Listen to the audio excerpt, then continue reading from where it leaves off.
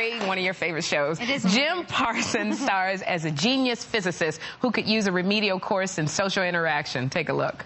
I just remembered where the emergency key is. Where? In your apartment.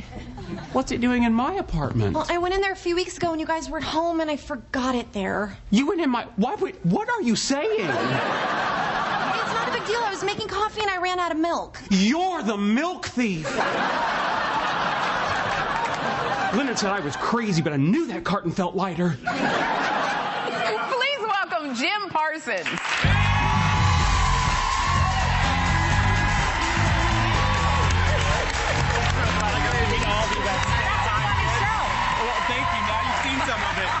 Good to see you. You too, Jim.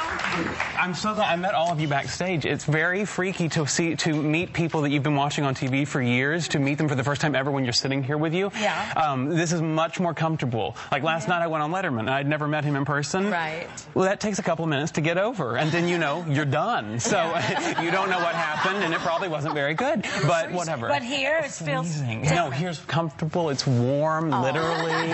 No, it's nurturing. Very nice. It's nurturing. It's the mothering thing. I love that scene. Thank you. You said you're not a nerd or a geek, or you are both. In real life? Or on the show? Both. Oh, Lord, what a topic. I think all of our characters have a little bit of nerd. No, they have a lot of nerd. They have a lot of geek. But the thing we talked about from the very beginning, especially with the producers and stuff as we were beginning to open the show, was that first and foremost, these are geniuses. You know, we're trying to portray people that these are the special minds. These are the minds that are changing our world. And the nerd and the geek comes out when you throw those special minds that are so specialized that they don't know what to do in social situations. Right. They don't know what to do, you know, typified by Kaylee, the girl next door. She's the one that's typically there to be the everyman or the every woman, you know. Yeah, Kaylee Cuoco. We love her. She comes on a lot. She's very dear. Yeah. She's a good person. You know, you really have become the breakout star because you can do this. Sherry, you speak such. Because you know how to do this deadpan delivery of this scientific, intricate, rambling stuff, and you do it so well. But Is it deadpan or is it deer in headlights? I don't know. No, it's this deadpan thing. It's so funny, but look, we have a clip. I want everybody to see it. Come on, Howard. The odds of us picking up girls in a bar are practically zero. Oh, really? Are you familiar with the Drake equation? The one that estimates the odds of making contact with extraterrestrials by calculating the product of an increasingly restrictive series of fractional values, such as those stars with planets, and those planets likely to develop life. N equals R times FP times NE times FL times FI times FC times L. Yeah, that one. I mean, that's ridiculous. Show because she's me in college. I went to Columbia and I was around all these like Mensa scholars, like, and I totally, that's why I love this show so much, is I knew so many, because I went to Ivy League school, like a high-brained, there's a really good school in Columbia that's specifically for math and science, so. But there's also, I'm told, a trick that you have. Yeah, how do you memorize that stuff? Well, hold on, they're related, but this is not, it's rote memorization, let me tell you. And I am a big flashcard. I am keeping flashcards in business, those little note cards. But as far as getting the words out of my mouth, I'll just talk with this in. This is an old articulation thing I learned, and really with some of the multisyllabic words, I really need help getting it to come off the tongue. So you stick this between your teeth like this, and you want it to be a pencil and not a pen, mostly because a pen would break and spread ink all over your face. I look insane. I look insane. You're all doing it. Oh, I feel so good. Oh, my God. We look insane together. Now, I mean, ideally, you would have a speech. Like, you have things... Are you gagging? That can happen. It can really happen. You need to have it in there the right way. Okay, yeah. I don't know that you need to do it more often.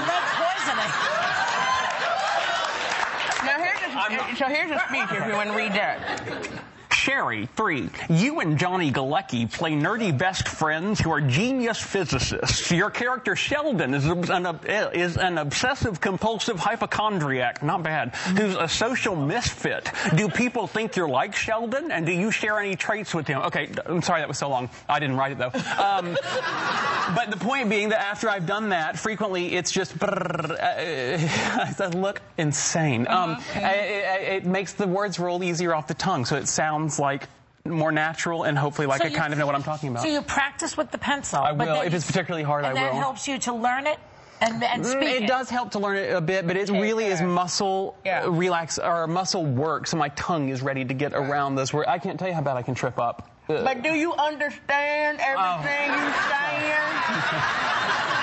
I understand that there's a host you feel connected to on The View. Who is it? Wow, good segue. There is a host I feel connected to, and she knows it. And while I would never, ever come between you and Steve, Joy, it's really funny. I'm being serious and ridiculous at the same time, but I over the years, I've been like, I agree with that woman 9 times out of 10. That's good. Right. All I can say is, I really like this guy. Jim, thank you so much for coming. The Big Bang Theory airs Monday nights. Check your local listings, and we'll be right back. Thank you. That is so great.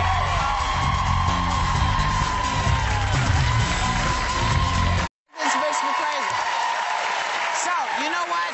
You come back and play with us anytime, Megan. It was a pleasure to have you here with us. Thank you. And we'll be back tomorrow. Have a great day. Take a little time to enjoy The View. Whoa.